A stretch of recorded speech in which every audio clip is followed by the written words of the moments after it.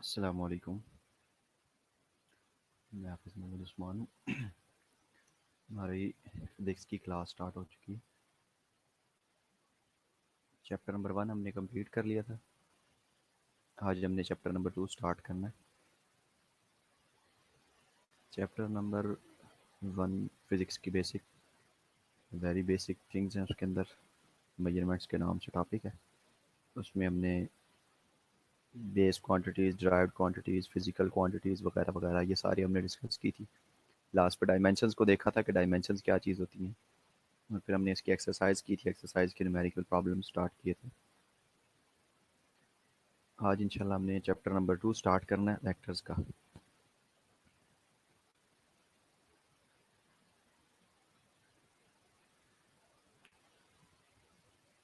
जी, तो chapter number 1 के कुछ क्वेश्चन एक्सरसाइज वाले में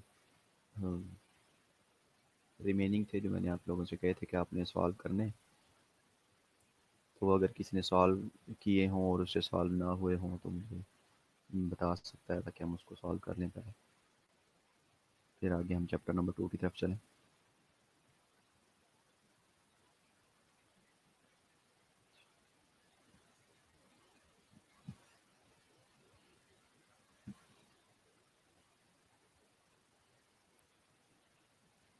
चैप्टर नंबर 1 में बेसिक बेसिक टॉपिक है। जो भी चैप्टर नंबर 1 को नहीं किसी ने अगर स्टडी किया तो वो चैप्टर नंबर 1 को अच्छी तरह पहले स्टडी करे। वीडियोस मौजूद हैं, लेक्चर्स, तो आप वो सुन भी सकते हैं। अगर कोई क्वेश्चन उसमें से आपको रेज़ हो तो आप क्वेश्चन भी पूछ सकते हैं। जब आपको सुनने का मौका मिले तो आप फ़ौरन से वो क्वेश्चन पूछें, चीज़ें क्लियर करें, फिर आगे चलें। जी, चैप्टर नंबर 2 है उसका वेक्टर्स के नाम से टॉप चैप्टर। बेसिकली इस चैप्टर में हम वेक्टर्स के बारे में पढ़ेंगे, उसकी सारी चीज़ें, कि वेक्टर्स क्या चीज़ होती हैं, किस तरह से हम इसको स्टार्ट करते हैं और ये हमें क्या चीज़ बताती हैं, हेल्पफुल कैसे होती हैं ये हमें। क्वांटिटीज़ की ये भी एक टाइप है। जैसे हमने फिजिकल क्वांटिटीज़ को पढ़ा था कि वो तमाम क्वांटिटीज़ जिनको हम मेजर कर सकते हैं फिजिकल क्वांटिटीज़ कहलाती हैं। उसी तरह से हमारे पास ये क्वांटिटीज़ हैं, वेक्टर क्वांटिटीज़। वेक्टर्स ये आके फिजिक्स, पूरी फिजिक्स के अंदर हमें वेक्टर से वास्ता पड़ता है। जहाँ पे हम फिजिक्स को स्टार्ट करते हैं, मैथ को, फिजिक्स को, वहाँ हम मैथ के अंदर का पोर्शन की जहाँ पे भी बात आती है, वहाँ पे हमें एक चीज़ नज़र आती है वेक्टर्स के नाम से। तो अगर हमें वेक्टर्स के बारे में इल्म होगा कि वेक्टर्स क्या चीज़ है, तभी हम उसको आसानी से समझ सकेंगे। बहुत आसान है, बिल्कुल सादा चीज़ें हैं।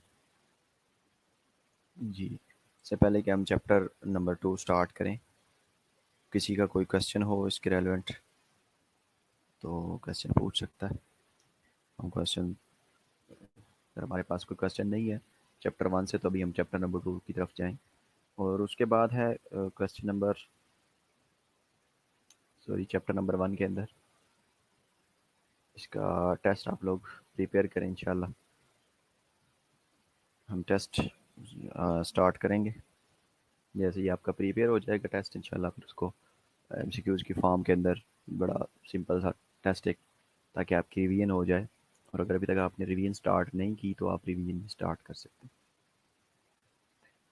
रिवीजन इस सेंस में कि आपको लेक्चर्स अवेलेबल हैं, ऑडियो वीडियो दोनों मौजूद हैं। सारा कंटेंट बिल्कुल उसी तरह पड़ा हुआ है। जहाँ पे आप अपने डैशबोर्ड पे जाते हैं, वहाँ पे आपको सेशन मिल रहा होता है, लिखा होता है सेशन। तो उस सेशन की डिटेल्स के अंदर आप चेक करते हैं तो वहाँ पे आपको प्ले बटन मौजूद है, साथ उसके नोट्स का बटन है। तो वहाँ से आप प्ले बटन से प्ले स्टार्ट करेंगे जो ही, तो आपको पूरी वीडियो जैसे क्लास के दौरान आपको मिल रही होती है, बिल्कुल इसी तरह आपको हर चीज़ वहाँ पे सामने आ जाएगी आपके। जी, चैप्टर नंबर 1 के प्रॉब्लम्स आपको दिए हुए थे। तो बड़े सादा से प्रॉब्लम है, मेरे ख्याल से हो जाने चाहिए। तो डायमेंशंस के रेलेवेंट तकरीबन क्वेश्चन थे। 2 क्वेश्चन थे डायमेंशन से रेलेवेंट, और बाकी थे बिल्कुल सिंपल सिंपल चीज़ें। मल्टीप्लाई करना है उनको, चीज़ों को, और ऐड करना है up to appropriate figures, significant figures को ज़हन में रखते हुए, और एक्यूरेसी के मुताबिक उनको ऐड करना था। बहुत सादे चीज़ें, वो सारी चीज़ें बस इंशाल्लाह क्लियर होंगी। जी, चैप्टर नंबर 2 है वेक्टर्स का। चैप्टर नंबर 2 बेसिकली हम जब चीज़ों की तरफ जाते हैं जो हायर लेवल की चीज़ें, वहाँ पे हमें डायरेक्शन से वास्ता पड़ता है। जहाँ पे हम वेक्टर का नाम लेते हैं वहाँ पे हमें डायरेक्शन से हमें वास्ता पड़ता है। जैसे बड़ी सादा सी मिसाल है, हम किसी बंदे को कोई काम भेजते हैं, उसको कहते हैं कि आप ऐसा करें, फलाँ जगह जाएँ और ये लेके आएँ, मेरे लिए कोई चीज़ लेके आएँ। तो उसे समझ नहीं आ रही होती कि मैंने किधर जाना है, किस तरफ जाना है। हम उसे इशारा करके बताते हैं कि आपने राइट साइड पे जाना है, आपने लेफ्ट साइड पे जाना है, आपने सामने जाना है, आपने बैक जाना है। जब हम उसको डायरेक्शन बता देते हैं, सिम्पटम हम उसको बता देते हैं, इसका मतलब ये होता है कि हम बेसिकली वेक्टर्स में डील कर रहे हैं। हमें ये भी उसको बताना पड़ता है कि आप 10 कदम आगे चलोगे, आप 20 कदम आगे चलोगे, या आप 1 किलोमीटर आगे जाओगे, 2 किलोमीटर इस तरफ जाओगे। तो ये हम उसको डायरेक्शंस दे रहे होते हैं।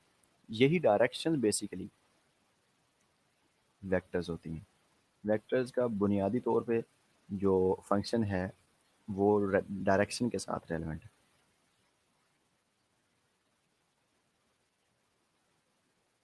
इसका जो बेसिक फंक्शन है वो डायरेक्शन के साथ रेलेवेंट है। जी।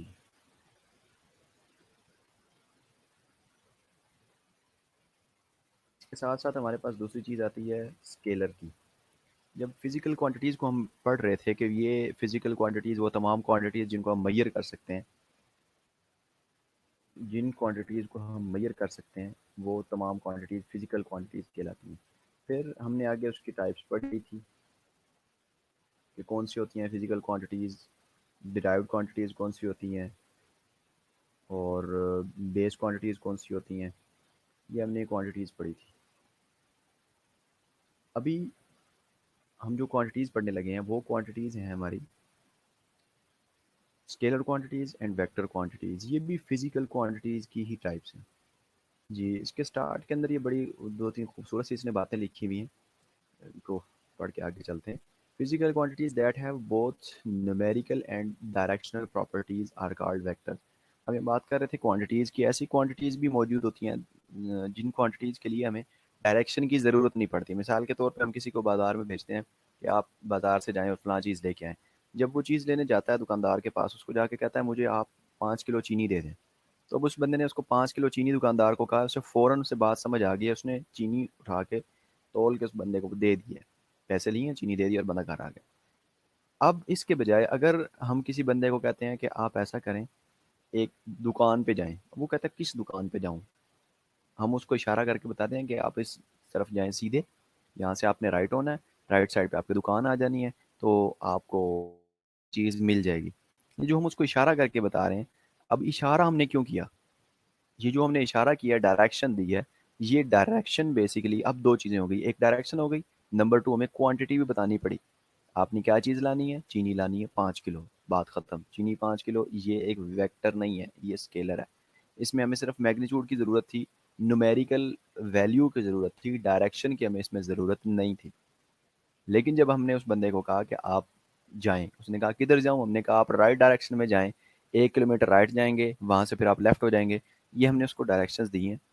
तो ये जो हमने डायरेक्शन दी है, ये इसके साथ हमें 2 चीज़ें देनी पड़ी हैं। एक तो हमें न्यूमेरिकल वैल्यू कि आप 1 किलोमीटर जाएँ, 2 किलोमीटर जाएँ, साथ में डायरेक्शन, राइट जाना है, लेफ्ट जाना है, किधर जाना है। 2 चीज़ें, एक वेक्टर, दूसरी स्केलर। स्केलर का यहाँ पे हमारा टॉपिक नहीं है, हमारा टॉपिक है वेक्टर्स का। वेक्टर्स क्या चीज़ होती है? वो तमाम चीज़ें, वो तमाम फिजिकल क्वांटिटीज़, याद रखिए कि ये कौन सी क्वांटिटीज़ हैं? फिजिकल क्वांटिटीज़ हैं, इनको हम मेजर कर सकते हैं। वो तमाम फिजिकल क्वांटिटीज़ जिनकी न्यूमेरिकल वैल्यूज़ भी होती हैं और उनकी डायरेक्शंस भी होती हैं। फिजिकल क्वांटिटीज़ जिनकी न्यूमेरिकल वैल्यूज़ भी होती हैं और डायरेक्शन भी होती हैं, वेक्टर्स कहलाती हैं। जी, यहाँ पे वेक्टर्स की डेफिनेशन वेरी बेसिक इसके अंदर इसमें स्टार्ट में लिखी हुई है। वेक्टर्स हम स्कूल ज़माने से पढ़ते आ रहे हैं, 9th क्लास से हमारा टॉपिक स्टार्ट हुआ था कि वो तमाम मिकदारें हमने वहाँ पे उर्दू के अंदर अगर डिफ़ाइन किया था तो ऐसे किया था, और अगर इंग्लिश के अंदर डिफ़ाइन किया था तो ऐसे किया था। Physical quantities that can be described, वो तमाम फिजिकल क्वांटिटीज़ जिनको हम डिस्क्राइब कर सकते हैं by their magnitude as well as their direction, जिनको हम उनकी मैग्नीट्यूड और डायरेक्शन दोनों की मदद से डिफ़ाइन कर सकते हैं। उन क्वांटिटीज़ को हम वेक्टर्स कहते हैं। फिर सबसे बड़ी बात, वेक्टर्स को लिखेंगे कैसे? फिर मसला आता था वेक्टर्स को लिखने का। अब वो बात यहाँ पे क्लियर हो गई है, इसने बड़ी अच्छी तरह लिखी है।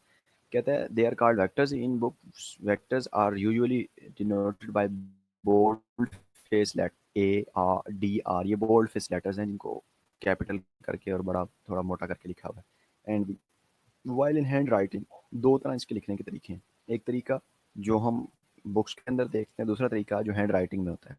अब हैंड राइटिंग भी इसके दो तीन तरीके होते हैं आगे, वो यहाँ पे इसने कंसर्न को लिखा नहीं हुआ, हमारा हम उसकी तरफ नहीं जाते। लेकिन लिखने के दो तरीके हैं एक वेक्टर को, एक बोल्ड फेस लेटर्स का, बोल्ड फेस करेक्टर लेटर्स का, और दूसरा ये बुक्स के अंदर मौजूद है, और दूसरा एरो हेड वाला। एरो हेड इसके ऊपर भी दिया जा सकता है और एरो हेड इसके बिलो भी दिया जा सकता है। If we wish to refer only to the magnitude of a vector d, we use light phase types। अच्छा है कि अगर हम सिर्फ एक वेक्टर की मैग्नीट्यूड के बारे में बताना चाहते हैं तो हम उसको सिंपल ऐसे लिखते हैं, और हमारी बुक्स के अंदर दो तरह से लिखा जाता है इसको। हम जब इतने हैंड राइटिंग में लिखते हैं, एक वेक्टर है लेट्स सपोज ए, ये वेक्टर है ए। अगर हमें पूरा ये बताना है ये ए वेक्टर है, हमें मैग्नीट्यूड देनी के लिए हमें ऐसे लिखना होता है वेक्टर ए, और उसके गिर्द हम इस तरह से लाइन लगाते हैं, इसको बोलते हैं मैग्नीट्यूड ऑफ वेक्टर ए।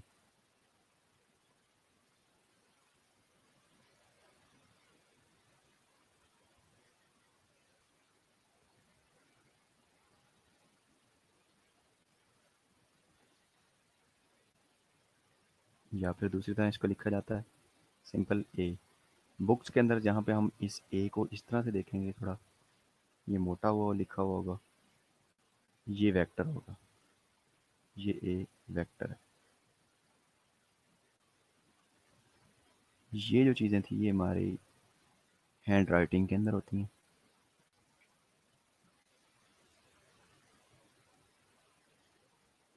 और जो ये चीज़ें हैं, एक वेक्टर को इस तरह लिखा जा रहा है, ये बुक के अंदर होती हैं। और अगर ऐसे लिखा हुआ होगा तो ये वेक्टर नहीं होगा बल्कि ये स्केलर होगा।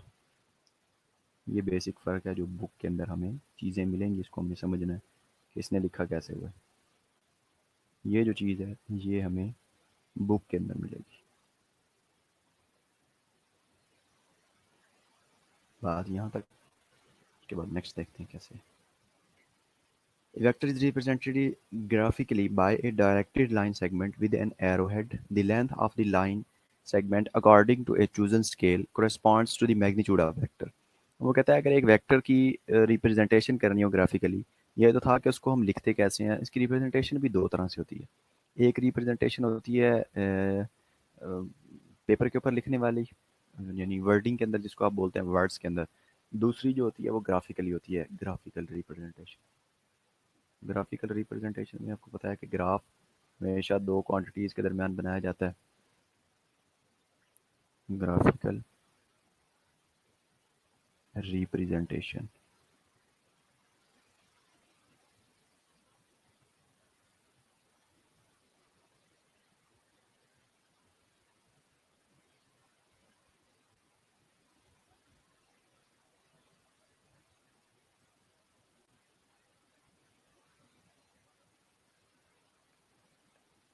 जब भी ग्राफ बनाया जाएगा दो क्वांटिटीज़ के दरमियान होता है, क्वांटिटीज़ को इस तरह से बनाया जाता है, एक्स एक्सिस को और वाई एक्सिस को। क्वांटिटीज़ ये एक्स, ये वाई,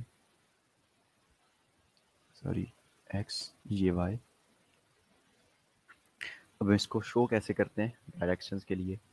इसको हमेशा हम नॉर्थ रखते हैं जो हमारी अपवर्ड डायरेक्शन है, नॉर्थ। इसको हमेशा हम साउथ रखते हैं, इसको हमेशा हम ईस्ट रखते हैं, इसको हम हमेशा वेस्ट रखते हैं। बड़ा सादा सा याद रखने का इसको फार्मूला है कि हम किसको क्या रखते हैं। उसके लिए हमने याद उर्दू के अंदर रख सकते हैं, उर्दू में रख लें, इंग्लिश के अंदर रखना चाहते हैं इंग्लिश में रख लें। राइट साइड से, और आपने ऊपर से और राइट साइड से शुरू करना है। ये वेस्ट है, ईस्ट यानी मशरिक। हमारे जो राइट साइड पे होगी वो मशरिक होगी, और जो हमारी लेफ़्ट साइड पे होगी वो मगरिब होगी। ये जो अपवर्ड होगी ये शुमाल होगी, इसको नॉर्थ कहते हैं। और जो डाउनवर्ड होगी इसको हम जुनूब यानी साउथ कहेंगे। ठीक है जी, ये हमारी डायरेक्शन सी ग्राफिकल रिप्रेजेंटेशन के अंदर। नॉर्थ शुमाल हो गई, ईस्ट मशरिक हो गई, वेस्ट मगरिब हो गई और जनूब होगी। जब भी हम कभी कोई भी नक्शा किसी किस्म का किसी को डायरेक्शन समझाएंगे तो हम इस तरह से बनाएंगे। अपवर्ड को एन से नोट किया जाता है नॉर्थ, डाउनवर्ड को डब्ल्यू से, सॉरी एस से, south, north, south, east, west, ये डायरेक्शन होती हैं इस तरह। इसकी नेक्स्ट एक एग्जांपल भी आगे आ रही है, वो भी हम उसको सॉल्व करेंगे इंशाल्लाह, उससे हमें मज़ीद पता चल जाएगा। ऐसे ही एक एग्जांपल हुआ करती थी 9th क्लास की बुक के अंदर, वो भी शायद आप में से किसी ने की हो, तो बड़ी इजीली चीज़ समझ आ सकती है। नहीं की तो भी हम कोशिश करेंगे कोई ऐसी डायरेक्शन हम ड्रा कर लें कुछ। ये उसके बाद आता है रेक्टेंगुलर कोऑर्डिनेट सिस्टम। ये जो हमने अभी एक्स वाई डायरेक्शंस बनाई हैं, ये डायरेक्शंस हम तीन तरह की होती हैं बेसिकली। पूरी कायनात को अगर हम देखें तो इसको तीन डायरेक्शंस के अंदर बनाया गया है, एक्स वाई एंड जी। फ़िलहाल तक की इस कायनात की जो डायरेक्शंस हैं वो थ्री डायमेंशंस में इसको बनाया गया है। इसमें एक फोर्थ डायमेंशन भी होती है, टाइम की डायमेंशन, उसको फोर्थ डायमेंशन। ये स्पेशल थ्योरी ऑफ रिलेटिविटी ने ये हमें कंसेप्ट दिया था। कायनात बेसिकली तीन डायमेंशन से नहीं बल्कि फोर्थ डायमेंशन से मिलकर बनी है, चौथी डायमेंशन टाइम की है। यस, तो थ्री डायमेंशन होती हैं एक्स वाई एंड जी। तो रेक्टेंगुलर कोऑर्डिनेट सिस्टम बेसिकली क्या है, वर्डिंग को समझने की ज़रूरत है, हमें फ़ौरन समझ आ जाती है। रेक्टेंगुलर, जैसे हम रेक्टेंगल बनाते हैं उसके अंदर एक लेंथ होती है, एक विड्थ होती है, लेंथ होती है, एक दूसरी विड्थ होती है, या आप उसको हाइट कह लें, लंबाई चौड़ाई, दो चीज़ें होती हैं उसके अंदर, लेंथ एंड विड्थ। जैसे उसमें दो चीज़ें होती हैं, तो ये रेक्टेंगुलर कोऑर्डिनेट सिस्टम एक ऐसा सिस्टम है, ये रेक्टेंगल की तरह का है। इस रेक्टेंगल एक्स और वाई एक्सिस पर मुश्तमिल होती है, तो ऐसे ही ये कोऑर्डिनेट सिस्टम भी एक्स और वाई एक्सिस पर मुश्तमिल होता है, यानी कि दो एक्सिस पर मुश्तमिल होता है। तो अब हम इसको डिफाइन कैसे करते हैं रेक्टेंगुलर कोऑर्डिनेट सिस्टम को? डिफाइन करने के लिए वेरी फर्स्ट लाइन के अंदर उसने ये बात मेंशन की है, two reference lines drawn at right angles to each other. दो रेफरेंस लाइंस जिनको हम ड्रा करते हैं, रेफरेंस लाइंस हवाले की लाइन है। रेफरेंस लाइंस किस तरह? ये वो लाइंस हैं जिनको रेफरेंस लाइंस कहा गया। जब नॉर्थ की रेफरेंस देनी होगी तो ये लाइन बनाएंगे, जब साउथ की देनी होगी तो ये बनाएंगे, ईस्ट की रेफरेंस देनी होगी तो ये बनाएंगे, जब वेस्ट की रेफरेंस देनी होगी तो ये बनाएंगे। ये चार लाइंस हैं। वो कहता है टू रेफरेंस लाइंस, एक रेफरेंस लाइन ये, दूसरी रेफरेंस लाइन ये, drawn at right angle to each other. ये दोनों एक दूसरे के राइट एंगल्स हैं। कैसे? ये दोनों आपस में, ये दोनों आपस में, ये दोनों आपस में, जिसको आप मर्जी मैच कर लें, ये लाइंस आपस के अंदर 90 डिग्री पे हैं, परपेंडिकुलर हैं। यही उसने कहा, two reference lines drawn at right angle to each other. दो रेफरेंस लाइंस जो एक दूसरे के ऊपर परपेंडिकुलरली ड्रा की गई हों, एज शोन इन फिगर 2.1 ए। ये फिगर जो हमने अभी ड्रा की है, ये इसी फिगर का रेफरेंस देना चाहता है। ये कहता है ये फिगर, इसमें जो लाइंस आप ड्रा करते हैं, इन लाइंस को कोऑर्डिनेट एक्सिस बोला जाता है। कोऑर्डिनेट एक्सिस, कोऑर्डिनेट, को मीन टू, कोऑर्डिनेट मतलब ऐसी चीज़ें, जो जो वर्ड को होता है ये बेसिकली दो चीज़ों के दरमियान होता है, दो ऑपोजिट डायरेक्शन में ऑपोजिट चीज़ों के दरमियान coordinate sense. And there point of intersection is known as origin. O से इसको डिनोट किया जाता है। This system of coordinate axis is called Cartesian और रेक्टेंगुलर कोऑर्डिनेट सिस्टम। दो नाम हो सकते हैं इसके, इसको रेक्टेंगुलर कोऑर्डिनेट सिस्टम भी बोला जा सकता है और इसको कार्टेशियन कोऑर्डिनेट सिस्टम भी बोला जा सकता है। इसके अंदर एक इजाफा किया जाएगा, यहाँ पे हम इसको ओरिजिन यानी ओ का नाम देंगे, ओरिजिन ओ। ये जो जहाँ पे दोनों लाइंस एक दूसरे को कट करती हैं, there point of intersection. Point of intersection mean वो जगह जहाँ पर दोनों लाइंस एक दूसरे को टच कर रही हैं, पॉइंट ऑफ इंटरसेक्शन कहलाता है। उस पॉइंट को हम ओरिजिन बोलते हैं।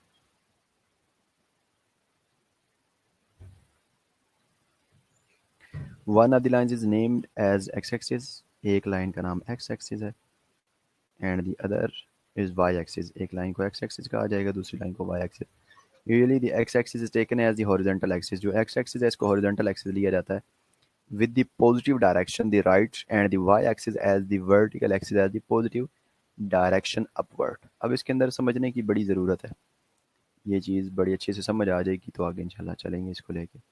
बहुत वो ये चीज़ है कि ये जो हमने डायरेक्शंस ली हैं अभी, नॉर्थ साउथ ईस्ट वेस्ट वाली, ये डायरेक्शंस कहता है जो राइट साइड वाली डायरेक्शन होती है उसको एक्स पॉजिटिव लिया जाता है, जो लेफ्ट वर्ड वाली डायरेक्शन होती है उसमें एक्स को नेगेटिव एक्स लिया जाता है, जो अपवर्ड वाली वाई की होती है उसको पॉजिटिव वाई लिया जाता है, जो डाउनवर्ड वाली वाई होती है उसको नेगेटिव वाई लिया जाता है। ये डायरेक्शंस की अब तक की बात थी जो उसने हमें बताई है। The direction of vector in a plane is denoted by an angle with the representative. अब एक और चीज़, प्लेन का कंसेप्ट आएगा और साथ में स्पेस का कंसेप्ट आएगा। जब भी जिक्र करे प्लेन का, प्लेन हमेशा 2D होती है, एक्स और वाई एक्सिस के अंदर ये plane, X axis Y axis ये प्लेन है जिसके अंदर दो चीज़ें, जैसे हम बोलते हैं प्लेन ज़मीन प्लेन है या ग्राउंड प्लेन है, प्लेन मैदान, इस तरह के हम वर्ड बोलते हैं। तो ये एक्स एक्सिस वाई एक्सिस इसके अंदर है। और अगर ये प्लेन है, एक इसके मुखालिफ डायरेक्शन में दूसरा लफ्ज़ यूज़ होता है स्पेस का। जब भी बात आएगी स्पेस की, उसमें हम 3 डायमेंशंस यूज़ करते हैं, X Y and Z. 3 direction उसके अंदर होती हैं। ये जो एक्स एक्सिस होता है राइट वर्ड, वाई एक्सिस होता है लेफ्ट वर्ड, सॉरी अपवर्ड, और ये जो जी एक्सिस होता है ये आउटवर्ड होता है।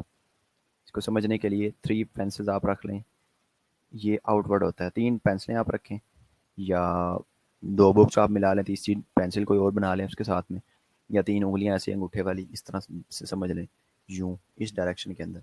ये बेसिकली डायरेक्शन होती है इनकी। ये एक्स एक्सिस है, ये वाई एक्सिस है, ये एक्स और वाई एक्सिस है, ये जो जी एक्सिस है ये मेरी तरफ है।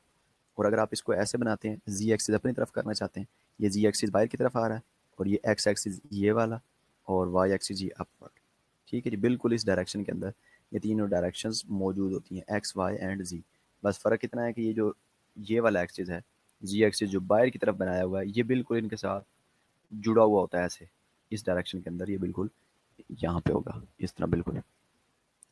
ठीक हो गया जी, ये इस तरह होती है, इसको हम स्पेस बोलते हैं। जहाँ पे स्पेस का नाम लेगा उसको हम 3 डायमेंशनल बोलेंगे। स्पेस जो होती है वो 3D होती है, डी मीन डायमेंशंस, 3 डायमेंशंस। और जो प्लेन होती है ये 2 डायमेंशनल होती है, इसमें 2 डायमेंशन 2 सिमतें होती हैं, यानी कि एक्स और वाई की। 3 डायमेंशन की मिसाल क्या है, आप अपने कमरे को अगर देखते हैं तो आपको बड़ी क्लियर नज़र आ सकता है। ये मैं आपको दिखा देता हूँ क्लियर आपको ताकि हो जाए। ये जो कॉर्नर नज़र आ रहा है, इस कॉर्नर को बिल्कुल अच्छी तरह से समझ सकते हैं आप, ये बिल्कुल परफेक्ट मिसाल है। एक सिमत ऊपर वाली, ये जो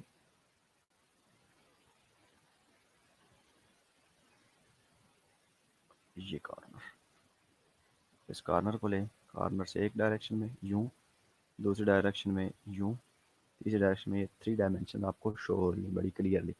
ये बेसिकली 3 डायमेंशन है जिसको हम स्पेस का नाम देते हैं। प्लेन 2 डायमेंशन होती है, स्पेस 3 डायमेंशन होती है जी। फिर उसके बाद डायरेक्शन एक वेक्टर की आ जाती है प्लेन के अंदर। पहले तो हमने पढ़ा वेक्टर्स क्या चीज़ है, फिर हमने पढ़ा कि कार्टेशियन कोऑर्डिनेट सिस्टम क्या है, रेक्टेंगुलर कोऑर्डिनेट सिस्टम क्या है। अब हमने उस वेक्टर को कार्टेशियन कोऑर्डिनेट सिस्टम में या रेक्टेंगुलर कोऑर्डिनेट सिस्टम में प्लेस करना है। जब भी हम वेक्टर को कार्टेशियन कोऑर्डिनेट सिस्टम में या रेक्टेंगुलर कोऑर्डिनेट सिस्टम, एक नाम है, इसके अंदर हम प्लेस करते हैं, तो किस तरह से प्लेस करना है। अब उस वेक्टर ने उस प्लेन के अंदर जाने के बाद कुछ ना कुछ किसी जगह तो आखिर प्लेन ने, उसने वेक्टर ने अपनी जगह बनानी है, कहीं पे वेक्टर तो मौजूद होगा। उसके बाद एक चीज़ यहाँ पे वेक्टर के नाम के बाद और ऐड कर लें, यहाँ पे वेक्टर्स को शो करने के लिए स्ट्रेट लाइन फर्ज के अगर बनी हुई है, ए लिखा हुआ है वेक्टर ए, ये तो उसकी डायरेक्शन है, सॉरी इसको रिप्रेजेंट करने का तरीका है। तो वेक्टर किस तरह से होता है, ऐसे लंबाई के रुख हो सकता है, किसी डायरेक्शन में वेक्टर हो सकता है। लेट्स सपोज ये वेक्टर ए है, ये नोट किया गया है ए। अगर ये वेक्टर 2a हो जाता है, इसको 2 से मल्टीप्लाई किया जाता है, तो इस वेक्टर के साथ क्या होगा, जितना पहले a था जाएगा उसी डायरेक्शन में, लेकिन ये 2 टाइम्स हो जाएगा, इसकी लेंथ मल्टीप्लाई बाय 2 हो जाएगी। इसको हम आगे चल के देखते हैं। यहाँ पे ये बात कह रहा है कि एक वेक्टर को आप प्लेन के अंदर किस तरह से प्लेस करेंगे। जब एक वेक्टर को प्लेन के अंदर प्लेस किया जाता है यानी रखा जाता है, ये plane X axis Y axis मैंने नेगेटिव साइड्स ड्रा नहीं की, सिर्फ पॉजिटिव साइड्स ड्रा की हैं। ये ओरिजिन है। इस वेक्टर को हम ओरिजिन के ऊपर जब ड्रा करते हैं इस डायरेक्शन में, तो ये कहता है ये वेक्टर पॉजिटिव एक्स एक्सिस से इसकी गिनती स्टार्ट होती है और वेक्टर पे जाके ख़त्म होती है। इस वेक्टर की गिनती डायरेक्शन की या इसके एंगल की गिनती पॉजिटिव एक्स एक्सिस से स्टार्ट होती है और वेक्टर ए पे जाके ख़त्म होती है। ये जो वेक्टर है यहाँ पे जो एंगल बना रहा है ये थीटा। बात करिए, यही बात वो यहाँ पे लिख के हमें बताना चाहता है। The direction of a vector in the plane is denoted by the angle which the representative line with the representative line of vector makes with the positive x-axis in the anti-clockwise direction as shown in figure. The point P shown in figure 2.1b, ये इस figure की बात कर रहा है। कहते हैं ये जो पॉइंट P है फिगर के अंदर शो किया गया हैज़ द ओरिजिन। इस point P has the coordinates a and b। अब ये जो हमने वेक्टर a ड्रा किया है, इस वेक्टर a की यहाँ पे मैं इसको थोड़ा एक्सटेंड कर देता हूँ वेक्टर ए को, ताकि हमें समझने में थोड़ी सी आसानी हो जाए कि चीज़ें भी लिखी जा सकें। और ये वेक्टर ए में इसको एक्सटेंड कर दिया, ये डायरेक्शन लिखी। अब इस वेक्टर की कोऑर्डिनेट्स क्या होंगे इस टिप के? ये पॉइंट पी है जहाँ पे इसने आके इसको टच किया। अब इस पॉइंट पी पे इस वेक्टर के कोऑर्डिनेट्स क्या होंगे? कोऑर्डिनेट्स मीन अगर हम इस वेक्टर की टिप से डाउनवर्ड आना चाहते हैं एक्स एक्सिस पे, तो हमें कितना मूव करना पड़ेगा?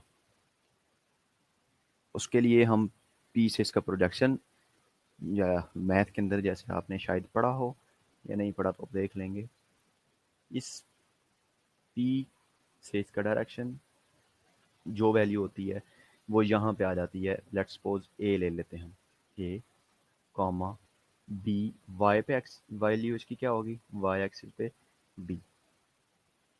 असल के अंदर एक वेक्टर को बनाया किस तरह जाता है, लिखा कैसे जाता है, प्लेस करने का तरीका उसका ये होता है। लेट्स सपोज हमें वैल्यूज दी जाती हैं एक वेक्टर की, लिखा कैसे होता है? एक वेक्टर ऐसे लिखा होता है, vector A is equal to 2i plus 3j। तो अब जो हमें चीज़ नज़र आती है, चीज़ वो ये होती है हमारे पास कि जो पहली वैल्यू i के साथ जो भी होगी वो चीज़ x की वैल्यू होगी। ये हमें पता चल रहा है कि x की वैल्यू 2 है। ये जो दूसरी वैल्यू j के साथ है हमें पता चल रहा है ये y की वैल्यू है। और अगर ये वैल्यू नेगेटिव में होती, यहाँ पे नेगेटिव का साइन आ जाता इस जगह पे, तो हमें ये वैल्यू नेगेटिव वाली डायरेक्शन में यानी नीचे लेनी पड़ती है, नेगेटिव की डायरेक्शन में। तो अब x की वैल्यू 2 है और y की वैल्यू 3 है।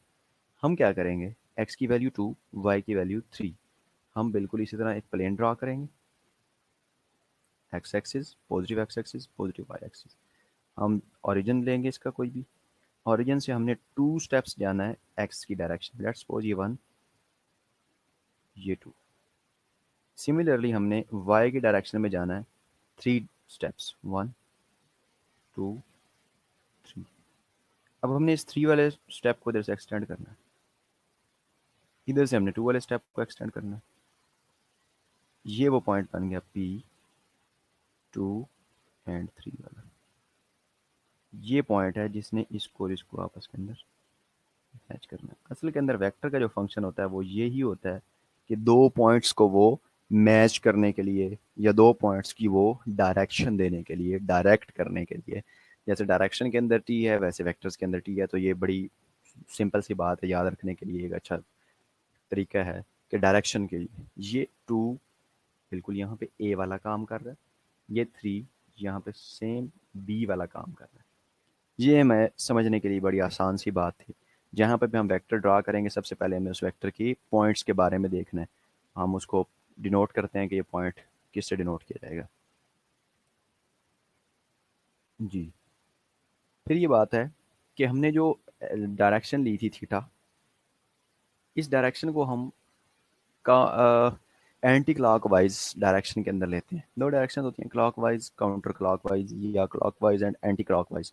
तो ये जो वेक्टर की डायरेक्शन है इसको हम एंटी क्लॉकवाइज डायरेक्शन के अंदर लेते हैं। ये एंटी क्लॉकवाइज बिल्कुल ऐसे जैसे पीछे घड़ी आ रही है 12 1 2 12 11 10, इस तरह। अगर ये इस तरह जाती 11 12 1 2 3, तो ये क्लॉक वाइज होती, ये क्लॉक वाइज है, ये एंटी क्लॉक वाइज, ये डायरेक्शन एंटी क्लॉक वाइज। ठीक है जी, बात यहाँ तक। नेक्स्ट देखते हैं क्या है। ओके, ये एक वेक्टर को लिखने का तरीका था। ए यूनिट उसके एक्स के लॉन्ग होंगे, बी यूनिट उसके वाई के लॉन्ग होंगे। बड़े अच्छे तरीके से हमने इसको पढ़ लिया। आगे इसके बाद बात करता है ए द डायरेक्शन ऑफ वेक्टर। हाँ, यहाँ तक बात ठीक होगी। प्लेन का हमने जिक्र किया था कि प्लेन और स्पेस दो चीज़ें होती हैं। यहाँ पे हम जिक्र कर रहे थे स्पेस का और प्लेन का। ये प्लेन और स्पेस, ये वेक्टर को हमने प्लेन के अंदर डिनोट कर लिया कैसे होता है। अब बारी आती है स्पेस की। स्पेस में वेक्टर कैसे होता है। The direction of vector in space requires another axis which is at right angle to the both x and y axis as shown in figure 2.2a। ये फिगर की बात कर रहा है। इस फिगर के अंदर इसने शो करवाया हुआ है। The third axis is called z axis. ये एक्स वाई जी, इसने डायरेक्शंस चेंज की हुई हैं। असल के अंदर तरीकाकार ये होता है कि आप कोई भी किसी भी डायरेक्शन को ले सकते हैं। जब भी अपना सिस्टम बनाते हैं 3 डायमेंशनल, उसमें आपको आज़ादी होती है कि आप जिस डायरेक्शन में जो नाम मर्जी रख सकते हैं। लेकिन एक चीज़ का ख्याल रखना होता है कि जो भी आप एक्सिस रखें, ये क्लॉकवाइज डायरेक्शन में होने चाहिए। एक्स वाई जी तीनों क्लॉकवाइज डायरेक्शन में होने चाहिए। क्या मतलब क्लॉकवाइज डायरेक्शन का? मैं दो तीन डायरेक्शंस ड्रा करता हूँ, X Y Z, X Y and Z. मैं ये डायरेक्शंस ड्रा करता हूँ एंटी क्लॉकवाइज डायरेक्शन में, सॉरी। ये मैं डायरेक्शंस ड्रा करता हूँ एक्स वाई एंड जी। एक डायरेक्शन ये। सिमिलरली मैं अब बुक वाले की डायरेक्शंस को फॉलो करता हूँ। इसने कैसे बनाई, ये मेरी जो डायरेक्शन बन रही है ये anti clockwise direction, anti clockwise direction, X Y and Z. ये एंटी क्लॉकवाइज यूँ एक्स से स्टार्ट कर रहा हूँ मैं और जी पे जाकर ख़त्म कर रहा हूँ, जी से फिर वापस एक्स की तरफ आ रहा हूँ। तो ये तो एंटी क्लॉकवाइज हुई। 6, यहाँ पे 5, यहाँ पे 4, 3, 4, तो ये एंटी क्लॉकवाइज। मुझे कौन सी डायरेक्शन चाहिए? वो डायरेक्शन जिसके अंदर ये तीनों चीज़ें आपस में क्लॉकवाइज हों। मैं इसके लिए क्या करता हूँ, क्लॉकवाइज लाने के लिए इस तरह से होनी चाहिए। मैं यहाँ पे एक्स ले लेता हूँ, यहाँ पे वाई ले लेता हूँ, यहाँ पे जेड ले लेता हूँ, जी यानी कि। तो अब जो डायरेक्शन है एक्स से वाई, वाई से जी, ये क्लॉकवाइज है। अब मैं इसको इस डायरेक्शन के अंदर घुमा सकता हूँ। कोई भी डायरेक्शन हम ले सकते हैं, लेकिन ये तीनों डायरेक्शन आपस के अंदर होनी परपेंडिकुलर चाहिए। तीनों डायरेक्शंस आपस के अंदर परपेंडिकुलर होनी चाहिए। ये एक पॉइंट है, बड़ा ज़रूरी पॉइंट है जो हमें पता होना चाहिए। तीनों डायरेक्शंस आपस के अंदर परपेंडिकुलर, म्यूचुअली परपेंडिकुलर का मतलब होता है कि आपस के अंदर परपेंडिकुलर हो। अब मैं अपनी डायरेक्शंस को चेंज करता हूँ, लेकिन होंगी ये अभी भी क्लॉकवाइज। किस तरह से? अब एक्स वाई जी था, मैं इनको थोड़ा सा चेंज करता हूँ। अगर मैं चाहता हूँ एक्स यहाँ पे आ जाए, फिर मुझे क्या करना होगा? मुझे एक्स से किधर जाना है? वाई की डायरेक्शन में जाना है। इधर वाई आ जाएगा। वाई से मुझे किधर जाना है? जी की डायरेक्शन में जाना है। तो ये क्लॉकवाइज डायरेक्शन ये बड़ी ज़रूरी होती है बनाने के लिए। बाद दफ़ा हम ज़हन में ये बिठा लेते हैं कि तीनों डायरेक्शंस आपस के अंदर म्यूचुअली परपेंडिकुलर होने चाहिए। हम सिर्फ परपेंडिकुलर का ख्याल करते हैं, लेकिन हम अगला ख्याल भूल जाते हैं कि ये तीनों परपेंडिकुलर के साथ साथ क्लॉकवाइज भी होनी चाहिए। अगर ये एंटी क्लॉकवाइज हो जाती हैं, फिर हमारी कैलकुलेशन के अंदर प्रॉब्लम आते हैं। जी, तो ये तो था इसको ड्रा करने का तरीका कि कैसे बनाते हैं। वो कह रहा है कि एक वेक्टर को जब आप एक प्लेन से उठा के स्पेस में लेके जाएंगे तो क्या होगा। ये वेक्टर आया प्लेन स्पेस के अंदर, यहाँ पे बिल्कुल वही वाली ओल्ड स्टोरी। इस वेक्टर के अब डायरेक्शंस बनेंगी। एक्स एक्सिस इस वेक्टर के साथ जो एंगल बनाएगा, डायरेक्शन या एंगल बनाएगा एक्स एक्सिस, उसको हम कहेंगे अल्फ़ा। वाई एक्सिस के साथ जो भी एंगल बनाएगा उसको हम कहेंगे बीटा।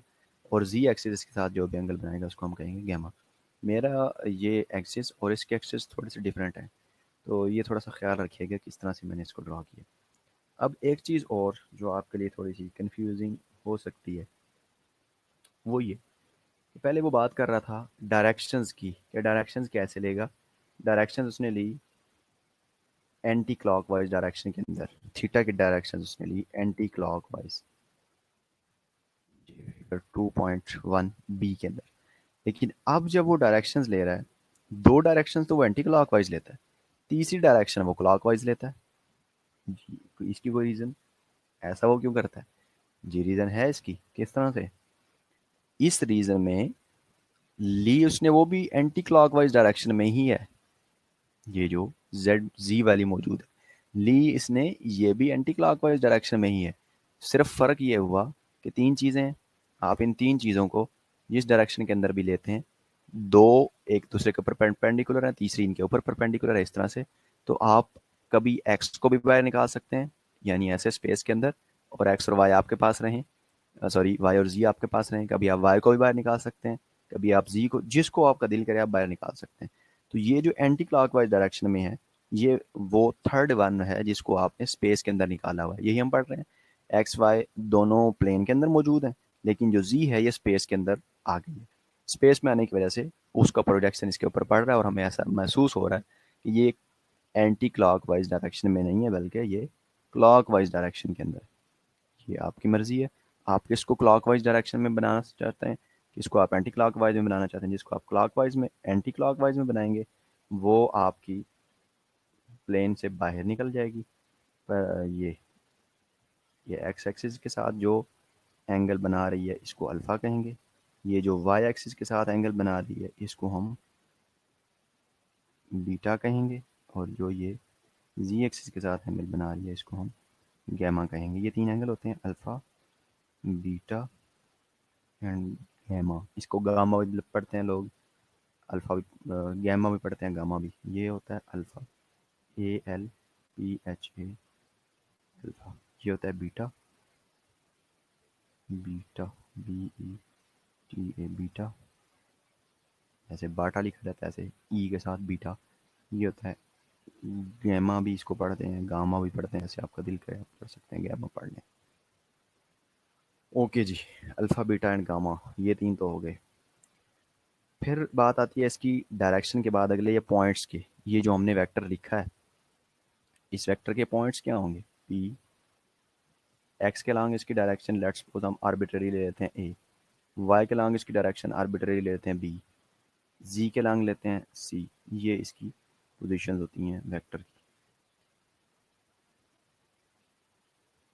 फिर आती है addition of vectors. Addition of vectors के आपको दो वेक्टर दिए जाते हैं, आप इन दोनों वेक्टर्स को किस तरह से ऐड करते हैं। वेक्टर्स आ गए, एक वेक्टर ए था, दूसरा वेक्टर बी भी आ गया, उसी प्लेन के अंदर आपको लिखा गया। अब आप इन दोनों वेक्टर्स को ऐड कैसे करते हैं? वेक्टर्स को ऐड करने के लिए वैसे ही जैसे नंबर्स को आपने ऐड किया, बात बिल्कुल वही बनेगी। जैसे हमारे पास नंबर्स होते हैं, 2 + 2 = 4, 3 3 3 और 3 6, ऐड करते हैं, ऐसे ही हम दो वेक्टर्स को भी ऐड कर सकते हैं। 2a एक वेक्टर है, 2a दूसरा वेक्टर है, हम दोनों को ऐड कर दें, 4, 2 + 2 4। अब a प्लस a का क्या करें? अगला क्वेश्चन ये है, ए और ए तो सिमिलर ऐड हो जाएंगे बिल्कुल आसान तरीके से। 4a हम वही लाइन जो पहले 2a बनाई थी उसको हम 4a कर देंगे, लेंथी हो जाएगी। किस तरह से, देखिएगा ज़रा। ये दो वेक्टर हैं ए और बी, ये डिफरेंट है। जैसे नंबर्स को ऐड करते हैं, एक ए बी सी का नंबर हो, दूसरा गिनती का हो 2 + a, तो उसको ऐड करके हम एक नंबर नहीं बना सकते। ये वो मिसाल है ए एंड 2a वाली, ये मल्टीप्लिकेशन के चक्कर में। लेकिन मैं इसको एडिशन में अगर कहना चाहूँ, a + a 2a, बड़ा आसान सा फार्मूला है, ज़रूरत ही नहीं है। लेकिन अगर मैं ए में बी को ऐड करना चाहूँ, ये बिल्कुल ऐसे ही हो जाएगा जैसे मैं 2x + 3y को ऐड करता हूँ। ये बिल्कुल ऐसे ही है जैसे मैं बाजार से दो पेंसिलें लेके आता हूँ और दो मैं बुक्स लेके आता हूँ, दो पेंसिल्स एंड टू बुक्स। मुझसे कोई बंदा पूछता है कि आप क्या लेके आए हैं, तो मैं उसको ये नहीं कह सकता कि मैं 4 लेके आया हूँ। अगर मैं उसको कहता हूँ 4 लेके आया हूँ, तो वो यूनिट पूछेगा 4 क्या चीज़, 4 पेंसिल्स, 4 नोटबुक्स, 4 बुक्स क्या। तो मैं उसको इकट्ठा करके नहीं बता सकता, मुझे मजबूरी है, ज़रूरी है मेरे लिए कि मैं अलग-अलग बताऊँगा, 2 पेंसिल्स एंड 2 बुक्स। तो ये एंड तो रहा दरमियान में, प्लस बिल्कुल वैसे ही है। तो यहाँ पे भी ये दोनों वेक्टर्स क्योंकि डिफरेंट है, एक का नाम ए है दूसरे का नाम बी है, लेकिन करना क्या है, हमने इन दोनों वेक्टर्स को ऐड करना है। जब हम दो वेक्टर्स को ऐड करते हैं, ये बिल्कुल नंबर से थोड़ा डिफरेंट होता है। वेक्टर्स को ऐड करने के लिए हम एक रूल यूज करते हैं, उस रूल का नाम है head to tail rule. Head to tail rule. Head to tail rule क्या कहता है? हेड टू टेल, जैसे आपने गाड़ियों के पीछे लिखा होगा, लिखा देखा होगा सामने, यहाँ पे लिखा होता है ड्राइवर के पीछे या फैसल मूवर्स, कोई जो भी गाड़ियाँ आप देखते हैं उसके पीछे लिखा होता है रावलपिंडी टू लाहौर। क्या मतलब? ये जो गाड़ी जा रही है, ये रावलपिंडी से लाहौर की तरफ जा रही है या इस्लामाबाद से लाहौर की तरफ जा रही है। ये जो टू होता है, ये डायरेक्शन को शो कर देता है। अब कि इसकी डायरेक्शन यहाँ से वहाँ होगी। अब बिल्कुल ऐसे ही है, हेड टू टेल क्या मतलब? हेड से शुरू होगी और जाएगी कहाँ? टेल के पास जाएगी। हेड से शुरू होगी और जाएगी कहाँ? टेल के पास जाएगी। ये बहुत इंपॉर्टेंट है समझने के लिए, हेड टू टेल रूल। अगर हेड टू टेल रूल हमें समझ आ जाता है, एक तो ये एग्जाम का क्वेश्चन भी है, और उसके बाद हमें वेक्टर्स की सारी स्टोरी समझ आ जाती है कि व्हाट आर वेक्टर्स, वेक्टर क्या हैं, हम कैसे वेक्टर को डिनोट कर सकते हैं, सॉरी ऐड कर सकते हैं, किस तरह हम उसको। सब्ट्रैक्शन का रूल भी बिल्कुल एडिशन जैसा ही है। जी, तो देखते हैं हेड टू टेल रूल क्या है। हेड टू टेल रूल असल में ये कहता है, हेड, मैं बार बार इसको इसलिए लिख रहा हूँ दूसरी बार से, ताकि आपको ये चीज़ थोड़ी याद करने में आसानी रहे, ताकि जब आप नेक्स्ट वेक्टर्स को ऐड करने लगें या ये डेफिनेशन याद करने लगें तो इजी काम हो जाए। हेड टू टेल रूल, इस रूल में क्या होता है? Join the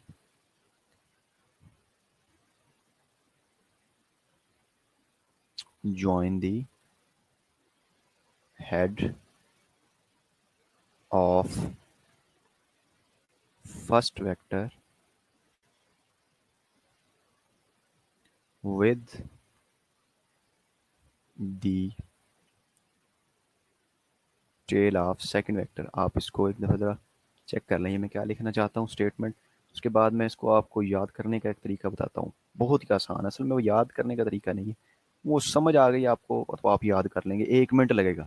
join the head of first vector with the tail of second vector. The tail of second vector, यही बात मैंने की थी। हेड टू टेल क्या मतलब? हेड को ज्वाइन करना है टेल के साथ। यहाँ तक बात ठीक होगी। अब इसी बात को रिवर्स करने, आपने क्या किया था? Head of first vector with the tail of second vector, इसको रिवर्स करें, क्या बनेगी बात ये? आपने पहले क्या किया? पहले वेक्टर का हेड, दूसरे वेक्टर की टेल, इसको रिवर्स करें, क्या बनेगा? मैं साथ साथ इसकी ये बताता जाता हूँ। ये वेक्टर है ए,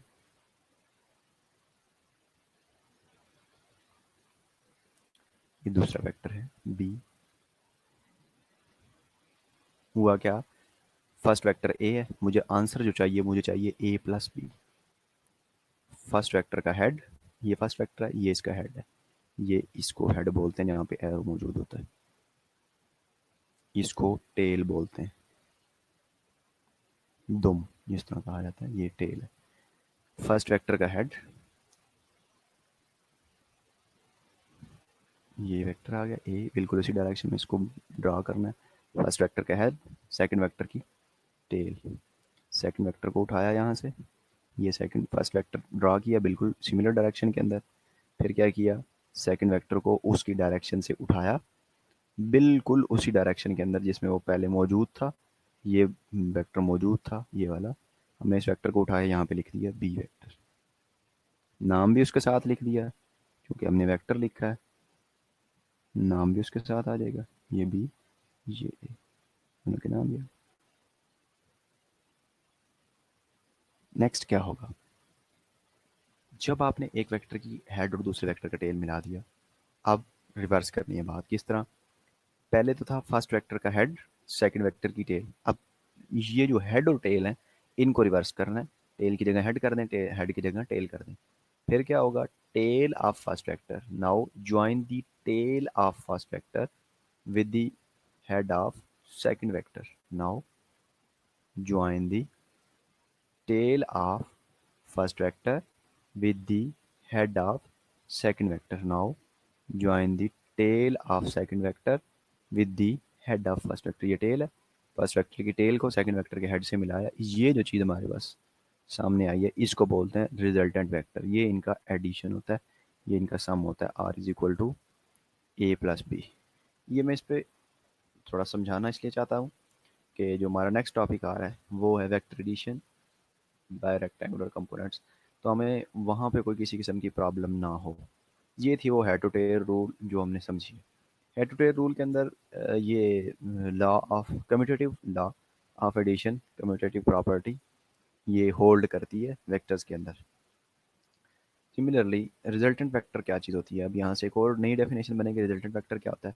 ऐसा वेक्टर जो दो वेक्टर्स को ऐड करने के बाद हमारे पास आता है उसको हम रिजल्टेंट वेक्टर बोलते हैं। The resultant of A number of vectors of the same kind, force vectors for example, is the single vector which would have the effect as all the original vectors taken together। अब इस पूरी हमारी इस चीज़ के अंदर ये जो हमने ऐड किया है, ये वाला जो वेक्टर रिजल्टेंट वेक्टर आर आया है, इस अकेले रिजल्टेंट वेक्टर आर की वो वर्थ है जो इन दोनों वेक्टर्स को ऐड करके हमें हासिल होती है। इस अकेले रिजल्टेंट वेक्टर आर की वो वर्थ है जो हमें ए और बी दोनों को ऐड करके हासिल होनी थी। ये वो वेक्टर है which shows the single effect as the combined effect of both two vectors. Which shows जो जाहिर करता है सेम इफेक्ट, वैसा ही effect as the combined effect of both two vectors, जो इन दोनों वेक्टर्स का था जिनको हमने ऐड किया। the single vector which would have the same effect as all the original vectors taken together, जितना उनका सारों का जमा करके जो भी बनता था वो एक अकेले वेक्टर ने शो कर दिया, उसको रिजल्टेंट वेक्टर बोला जाता है। ये वो रिजल्टेंट वेक्टर है, R is equal to A plus B. Similarly vector subtraction को भी लिखा जा सकता है। Vector subtraction of vector is equal to the addition of same vectors in the direction reverse. सिर्फ काम क्या होता है उसके अंदर उल्ट कर दिया जाता है। अब ये जो उल्ट करने वाली बात है ये कैसे है? आपको एक वेक्टर दिया जा रहा है ए वेक्टर, लेट्स सपोज वो ये है। आपको कहा जाए नेगेटिव ए क्या होगा, बताएं। तो जो नेगेटिव होता है, बेसिकली नेगेटिव का मतलब क्या होता है वेक्टर्स के केस में? अब आपको बात ये वेरी सिंपल क्लियर हो जानी चाहिए। वेक्टर्स के केस में जब भी आपको नेगेटिव साइन मिलता है, इस नेगेटिव साइन का मतलब सिर्फ और सिर्फ एक होता है कि डायरेक्शन ऑपोजिट कर दी गई है। इस नेगेटिव का साइन क्या होता है? जस्ट एक होता है कि डायरेक्शन ऑपोजिट कर दी गई है। ये F is equal to M A, ये जो F is equal to M A है, ये भी एक फैक्टर है, ये भी एक फैक्टर है। अब लेट्स सपोज अगर यहाँ पे नेगेटिव का साइन आ रहा है, मैं एग्जांपल दे रहा हूँ, नेगेटिव एम ए आ जाता है। लेट्स सपोज यहाँ पे इसके साथ में नेगेटिव एम ए लिखा जाता है, तो इसका क्या मतलब होगा कि ये दोनों आपस में नेगेटिव है, या क्या मतलब कोई रिलेशन चेंज हो गया? नहीं, इसका बिल्कुल ही मतलब नहीं होगा। इसका मतलब ये होगा रिलेशन तो वही है। ये नेगेटिव साइन क्या शो कर रहा है, साथ में मेंशन होगा negative sign shows that the direction of force and the direction of acceleration, दोनों डायरेक्शंस ऑपोजिट हैं। हमने फोर्स लगाई थी राइट वर्ड, तो एक्सप्रेस में इसका एक्सेलरेशन प्रोड्यूस हुआ है left word. Force left word लगाई थी तो एक्सेलरेशन राइट वर्ड है। इसी तरह से अगर फोर्स अपवर्ड थी तो एक्सेलरेशन डाउनवर्ड है। नेगेटिव ए फिर क्या होगा? ये ए जो हमारे पास ओरिजिनल ए है, इस ए की डायरेक्शन को रिवर्स कर देंगे, रहेगा वही उतना ही, लेकिन डायरेक्शन रिवर्स हो जाएगी। क्या मतलब? जो हमारे पास पहले डायरेक्शन थी उसको हमने उल्ट कर देना है। ऐसे पहले डायरेक्शन अपवर्ड थी, अब डायरेक्शन डाउनवर्ड हो गई। ये हो गया नेगेटिव ए, इसको बोलते हैं नेगेटिव। तो जब रिजल्टेंट निकालेंगे नेगेटिव वेक्टर्स को नेगेटिव ऑफ वेक्टर करेंगे तो डायरेक्शन ऑपोजिट होगी। मतलब ये काम जो हमने यहाँ पे किया ऐड करने वाला सारा उल्ट हो जाएगा। ए नीचे की तरफ आ गया, ये मैं इसको अगर बनाऊं, ए डाउनवर्ड आ गया, है भी फर्स्ट वेक्टर ही, लेकिन लेके इसको किधर आना है? डाउनवर्ड आना है। फिर जो दूसरा वेक्टर था बी वेक्टर, उसकी डायरेक्शन पहले इस डायरेक्शन में थी, राइट वर्ड थी, अब उसकी डायरेक्शन किधर हो जाएगी? लेफ्ट वर्ड हो जाएगी, रहेगा अभी भी उसी डायरेक्शन में। अब जो रिजल्टेंट था वो भी चेंज हो जाएगा, जाहिर सी बात है, इस डायरेक्शन के अंदर आ जाएगा, ये आर हो जाएगा। फर्स्ट वेक्टर का हेड, फर्स्ट वेक्टर का हेड, सेकंड की टेल, फर्स्ट वेक्टर की टेल और सेकंड वेक्टर का हेड। रिजल्ट निशानी क्या होती है कि रिजल्टेंट कौन है? जहाँ पे दो वेक्टर्स आपस के अंदर टेल्स मिल जाती हैं, ये एक टेल थी, दूसरी टेल ने इसको अप्रोच किया, यस सॉरी, यहाँ पे एक टेल थी पहले, एक टेल और आ गई है, दो टेल्स मिल रही हैं। ये दो टेल्स का मिलना इस चीज़ की निशानी है कि इन दोनों में से एक रिजल्टेंट है। कौन रिजल्टेंट है? जो पहले नहीं थी अब है, वो रिजल्टेंट है। चलो जी नेक्स्ट, फिर वही है multiplication of vector by scalar. एक वेक्टर को अगर उसके नंबर से मल्टीप्लाई कर दिया जाए, जैसे हमने ए को 2 से मल्टीप्लाई किया तो 2a हो गया। सिमिलरली अगर ए को हम 5 से मल्टीप्लाई कर दें तो 5a हो जाएगा। ये वो वेक्टर की मल्टीप्लिकेशन। यूनिट वेक्टर क्या होता है? Unit mean one, unitary method क्या करते थे, unit unit price, one price, तो यूनिट एक को कहा जाता है यूनिट नंबर वन। क्या मतलब कि ये पूरा चैप्टर जो भी unit vector, A vector in A given direction is a vector with magnitude one. Unit mean one, ऐसा वेक्टर जिसकी मैग्नीट्यूड वन है लेकिन इन दैट डायरेक्शन, किसी स्पेसिफिक डायरेक्शन के अंदर। जैसे जब एक्स एक्सिस का डायरेक्शन की बात आती है, उसके लिए हमने जो यूनिट वेक्टर चूज किया हुआ वो होता है आई यूनिट वेक्टर। जब वाई की बात आती है, उसके लिए जो हमने चूज किया होता है वो होता है जे यूनिट वेक्टर। जब के की डायरेक्शन की बात आती है तो हमें के यू सॉरी जेड की या जी की डायरेक्शन की बात आती है तो उसके लिए हमने के यूज़ किया होता है। ये जो हमारे वेक्टर्स होते हैं आई जे के, ये वेक्टर स्पेसिफाइड है एक्स वाई एंड जी के लिए। यूनिट वेक्टर्स, वैल्यू इनकी वन है लेकिन कहाँ पे? इन दैट डायरेक्शन, मतलब इनकी डायरेक्शन फिक्स है, स्पेसिफिक डायरेक्शन है, डायरेक्शन चेंज नहीं हो सकती इनकी। ये उसने एग्जांपल भी दी है एक्स वाई एंड जी की, बिल्कुल इसी तरह एक्सिस बनाए हैं उनके ऊपर, फिर उसने ये डिफरेंट कलर से शो किया। जी ये वेक्टर है, A unit vector in the direction of A is written as this which is, इसको क्या कहा जाता है? अगर इसकी मज़ीद आप डेफिनेशन में जाना चाहते हैं कि क्या होता है यूनिट वेक्टर, तो आप इसकी डेफिनेशन अपने अंदाज में भी कर सकते हैं। जो इसका मैथमेटिकल रिलेशन है वो भी इसकी डायरेक्शंस के बारे में बताता है। मैथमेटिकल रिलेशन किस तरह क्या बताता है? मैथमेटिकल रिलेशन असल के अंदर हमें ये बताता है यूनिट वेक्टर क्या होता है। Unit vector is equal to vector, अगर मुझे ए वेक्टर का यूनिट वेक्टर चाहिए तो वो होगा वेक्टर ओवर इट्स मैग्नीट्यूड। ये हम निकालेंगे इंशाल्लाह नेक्स्ट। यूनिट वेक्टर निकालने का क्या तरीका होता है? वेक्टर